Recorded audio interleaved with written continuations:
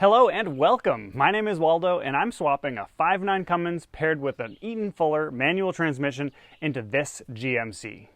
In this video, I'll be getting the engine into the exact right place and then fabricating motor mount and transmission mount brackets.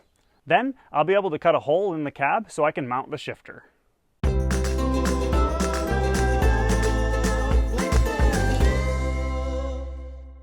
In the last video, I took some drastic measures to get this engine back far enough so that I will hopefully have enough room to mount a radiator, intercooler, and AC condenser.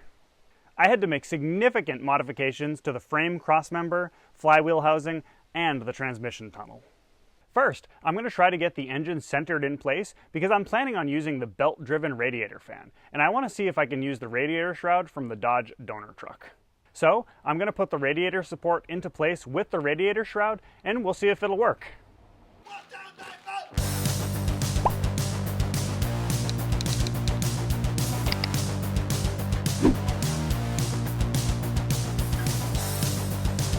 You know what, I'm going to have to take this grill off before I can get this to go in.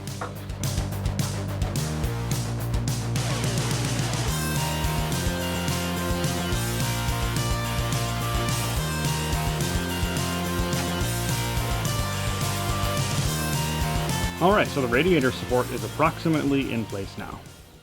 Alright, so it looks like the engine is only slightly off center, so I have to move it to the left by, I don't know, maybe an inch.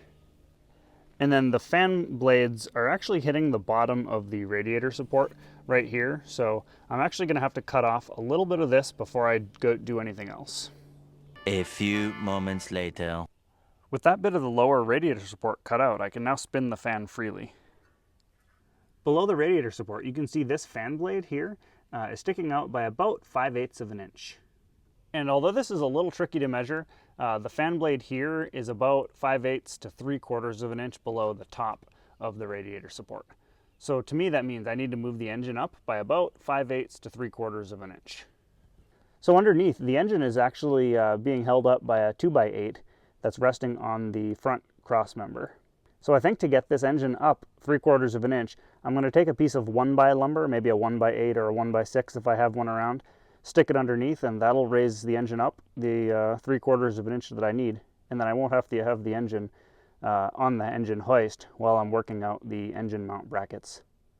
So I'm actually pretty glad I checked this. The center of the circle of the radiator shroud is not actually centered on the radiator shroud, but the center of the circle is actually a 1/4 inch below the center of the radiator shroud. So rather than raising the engine by 3/4 of an inch, I'm just going to raise the engine 1/2 inch.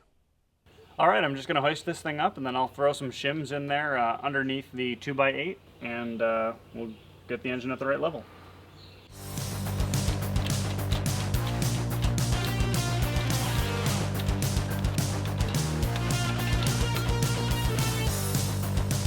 I'm just going to throw these pieces of steel under here, add up to about 1/2 inch. Alright, while trying to get this engine lined up, I just noticed this issue. So right there is the power steering pump, and then right behind it is the engine mount. If you take a look around the back of it, you can see that there are you can see 2 hoses coming out. There's a 3rd line that screws into the back of it, and it comes out directly behind it. And those are going to be in the way of the engine mount brackets. So that's a bit of an issue there. So I think what I'm going to do is I'm just going to relocate the engine mount to be back here, about 3.5 to 4 inches backwards where it is now. But I can't just add something onto the crossmember, because if the crossmember goes any farther back, the engine actually won't fit in because the flywheel housing is too big. So I guess what I'm going to do is I'm just going to make a piece that bolts on to where the engine mount is right now, and then that'll also have 3 holes in it, so the engine mount will bolt directly to that. So let's fabricate something up now and get this out of the way. I just got a new pair of welding gloves, and boy are these comfortable. They're reinforced in all the right places so that they should hopefully be really durable. I'll include a link in the description below. The price on these is actually pretty good too.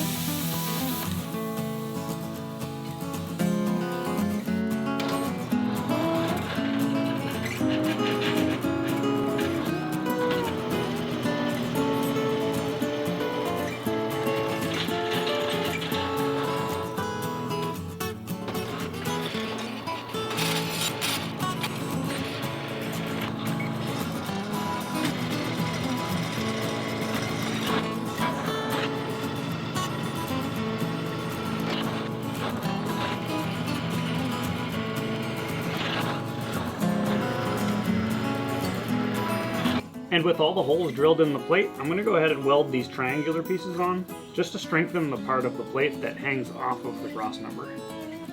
After that, I'll go ahead and weld some nuts on the bottom of this.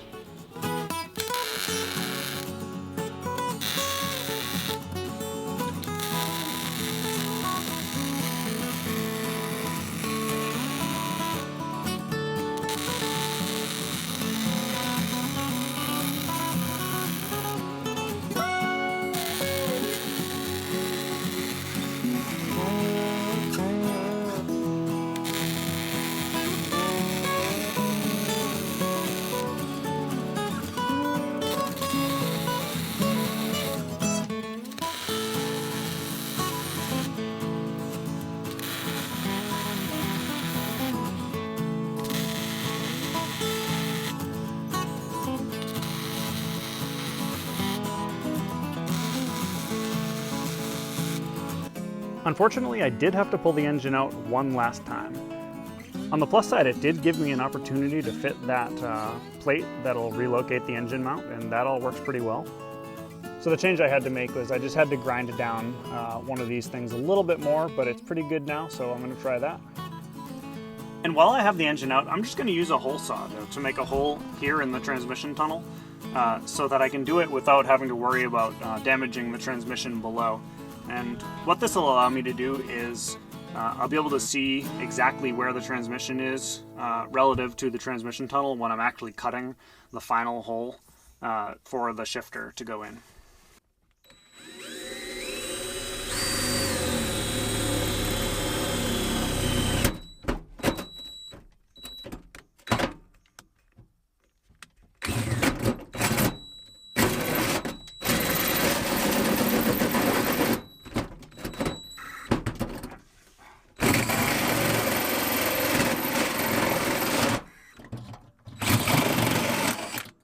There we go.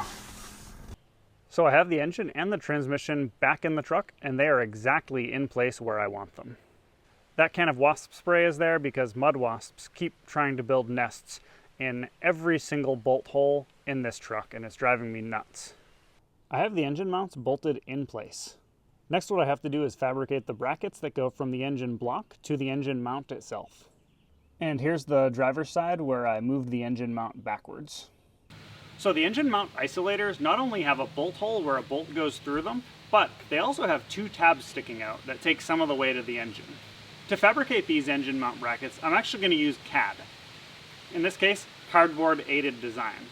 I've cut out this piece of cardboard so I can use this as a template so that I can then transfer this to a piece of steel, which I can cut out so it'll be the right shape to fit in as part of the engine mount bracket. I'm going to start with this side. Now I can't have a plate coming off at 90 degrees because those bolts are in the way, and it's the same thing for the bolts on that side. So I'm going to have a plate coming off at an angle, and then I'll have to have it straightened out in order to meet up with the engine mount. So I'm thinking what I'm going to do is I'm going to weld this maybe at around a 45 degree angle, kind of like that.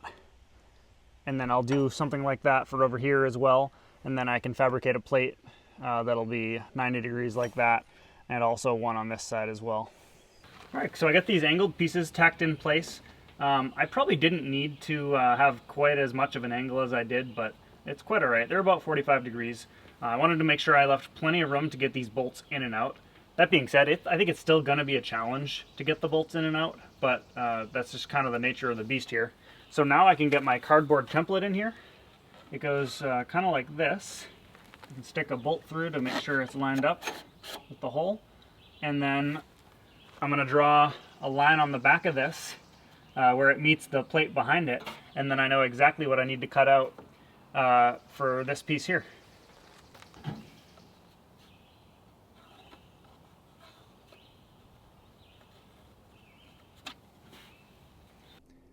I have the motor mount brackets all tacked up, so now I'm going to remove them so I can fully weld them, and I'm also going to add some gussets so that I can strengthen them so that they'll actually be able to hold the weight of this engine. So here's the bracket. I already went ahead and welded in a couple gussets on each side here to strengthen this up, and that means I can go ahead and I can fully weld this without worrying about that warping, which is nice. And I'm also going to weld this cross member somewhere right around here for additional strength as well.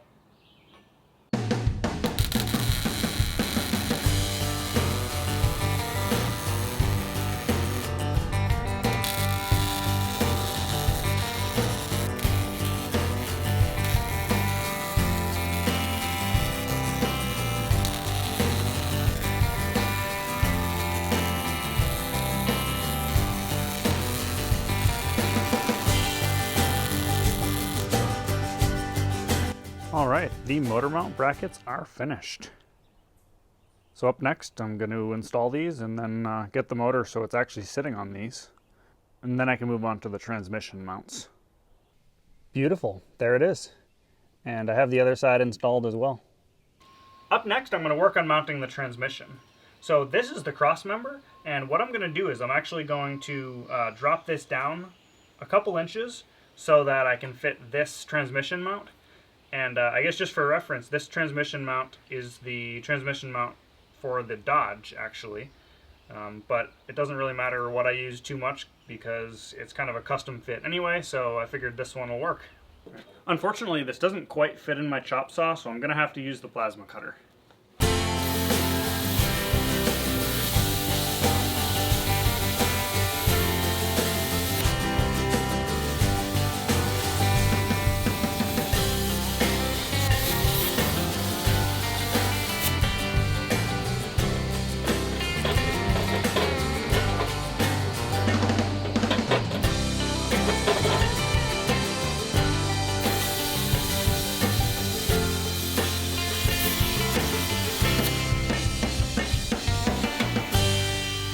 Alright, so I'm going to weld this plate onto the end that I cut off of this cross member, and it's going to extend the cross member down about 2 inches at a 45-degree angle.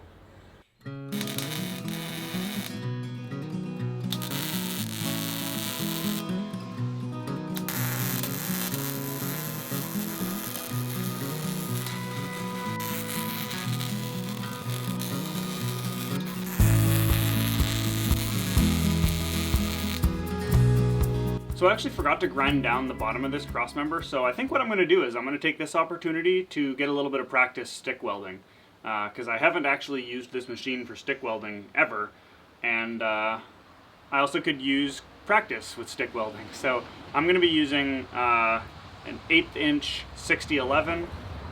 This is approximately 1/8 inch material, and it's set at 82 amps.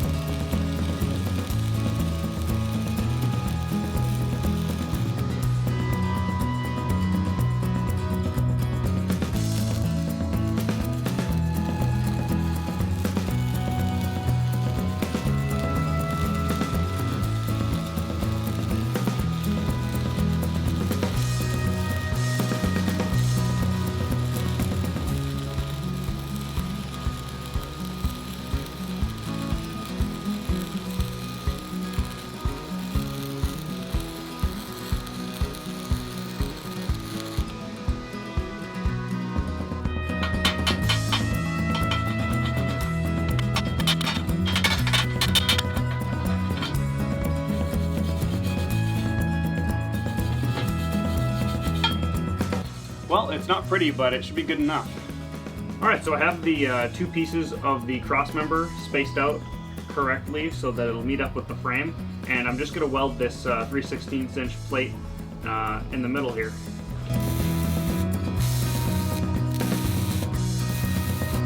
So you know what? Now that I have this tacked in, I'm actually worried about it warping when I fully weld it, so I'm actually going to weld in some additional pieces first, and then I can go ahead and fully weld this. Alright, so I cut up a couple pieces of 3/16 inch flat bar, 2 inches wide, and I'm going to fit these to the ends, kind of like so, to strengthen them. And they also extend past this by maybe a couple inches on each side for strength.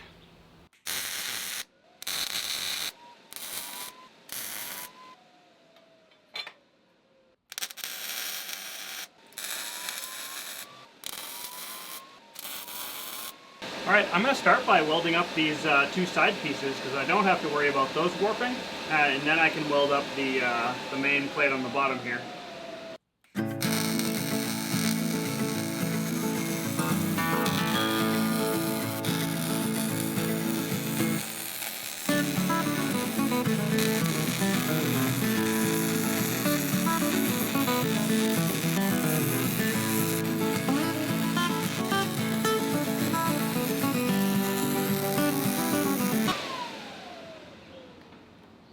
And looks like I tripped the circuit breaker.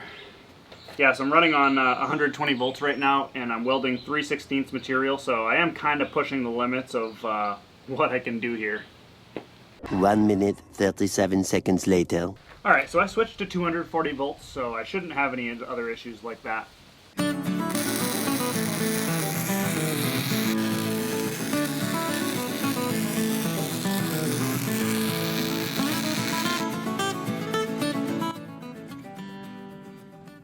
Alright, so I have the modified cross member in place. I actually moved the cross member back one of the bolt holes. I'm still going to use the rear bolt hole for the forward bolt hole in the cross member, and then I'm just going to drill a new hole over here for the rear cross member bolt hole.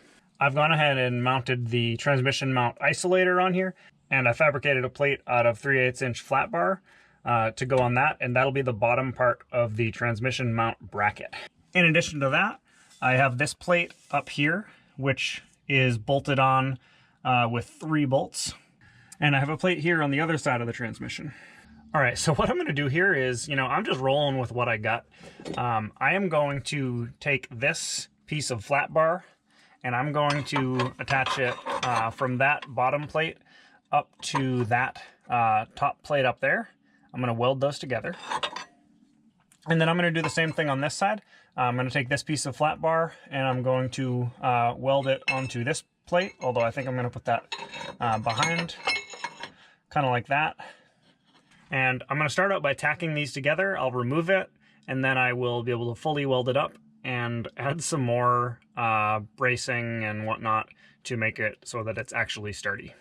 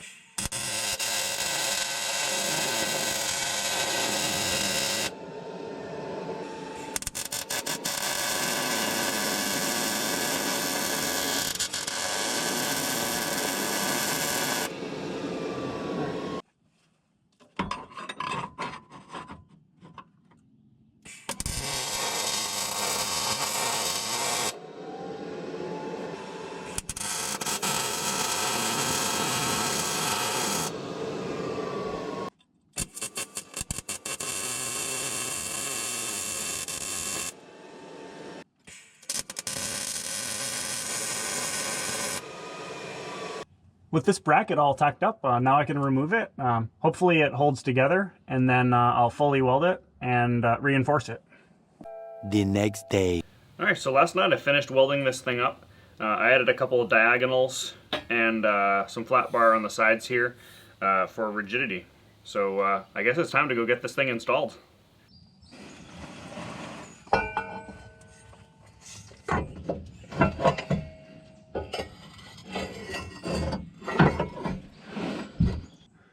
Yeah, all right. Well, so as I feared, it looks like it did warp a bit as I was welding it. So this is going to be a little bit tight. Maybe a pry bar. I'll get this done.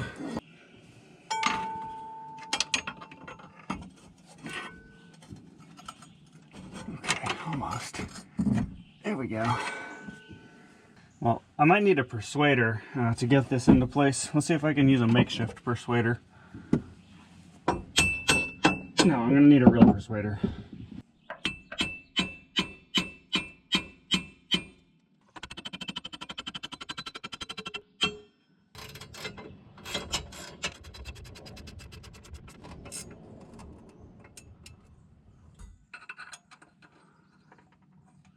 Hey, there we go.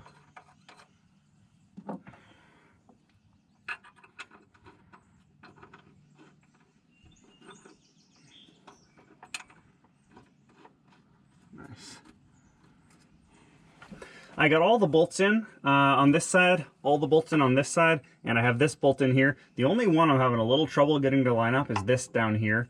So I don't know, I could take this thing off and just make this hole a little bit bigger so it'll fit. I think I'm actually just gonna drill this out a little bit. It's pretty close, but I'll drill it out. It'll make the hole a little bit wider, and then I'll just throw a flat washer on it. Should be good.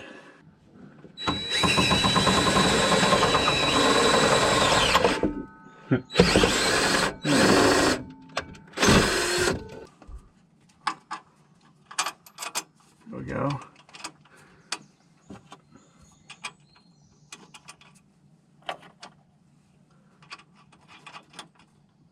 Great. All right, time to tighten up these bolts. All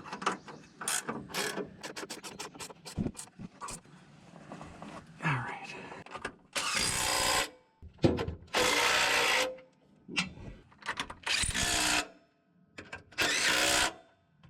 All right, there we go. The transmission is now secured. All right, before I shut the camera off, I guess I'm going to lower the floor jack that's holding up the transmission onto the transmission mount, and we'll see if it holds. Perfect. All right, so the motor is actually still resting on a wooden block, so all I have to do now is lift the engine up, remove the wooden block, and then lower it down onto the motor mounts, and we'll see how those do.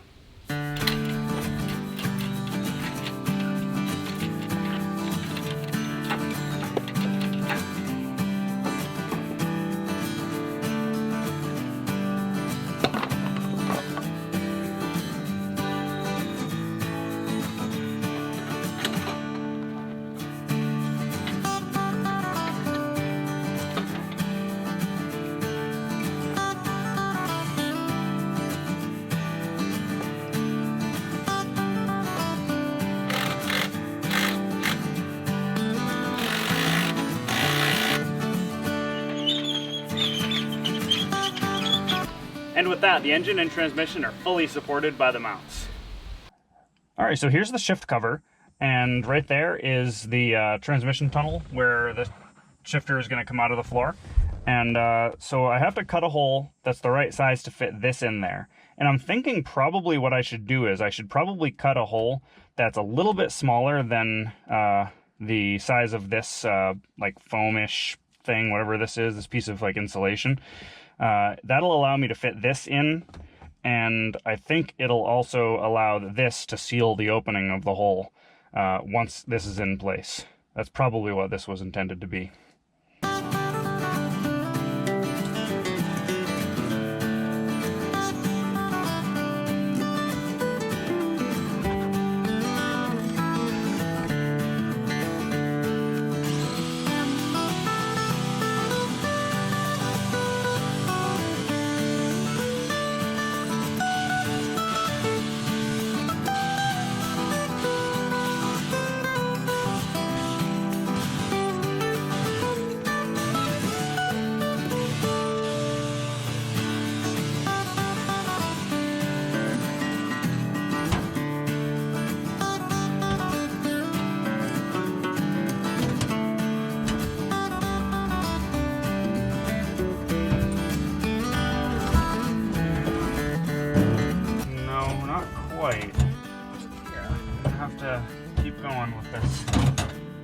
Well, that's about as well as I can do with the cutting wheel on the angle grinder. So now I'm going to actually use a grinding wheel to see if I can round out this circle and make it a little bigger.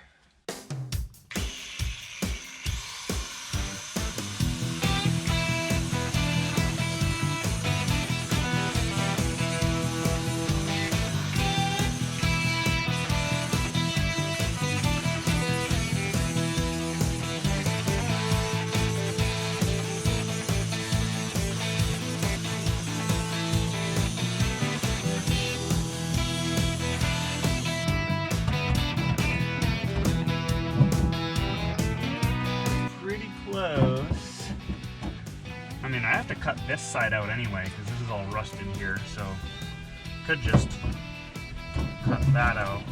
I only have to cut out a little bit over here. I think that's what I'm going to do.